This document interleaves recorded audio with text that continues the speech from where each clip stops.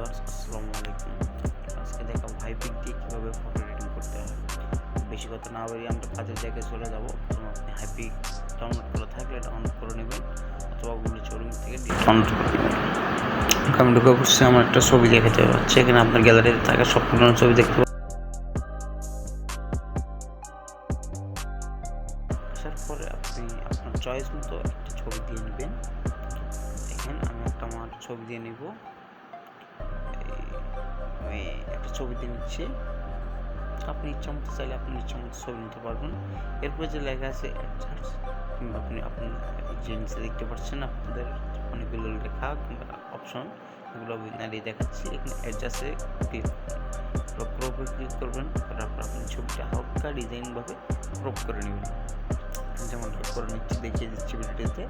এরপরে আপনি AI এক্সপেন্সে click করবেন। করার পর নিচে দেখতে পাচ্ছেন একটা খালি ঘর, সেখানে লিখবেন আপনার ইচ্ছা মতো যে কোনো জিনিস আপনি লিখতে পারবেন। ছবিটা সুন্দর মতো আপনি সাজিয়ে নেবেন। আমি দেখতে পাচ্ছি আমি একটি flower, TREE tree, flower tree দেখতে পাচ্ছেন আপনাদের সামনে আমি লিখে দিলাম। এরপরে যে অ্যালাউ বাটনটা আছে ওটাতে ক্লিক করে দেবেন। দেওয়ার পরে যে নিচে দেখতে পাচ্ছেন জেনারেট ক্লিক করে দিলে আপনার ছবিটা এআইটি হয়ে যাবে। আমি জেনারেট ক্লিক করে দিব।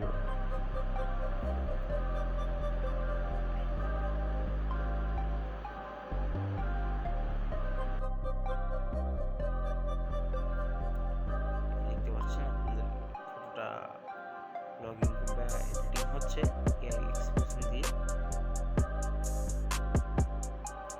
আপনাদের সামনে তিনটা অপশন দিচ্ছে, আমি একটা, দুইটা, তিনটা অপশন দেখাবো।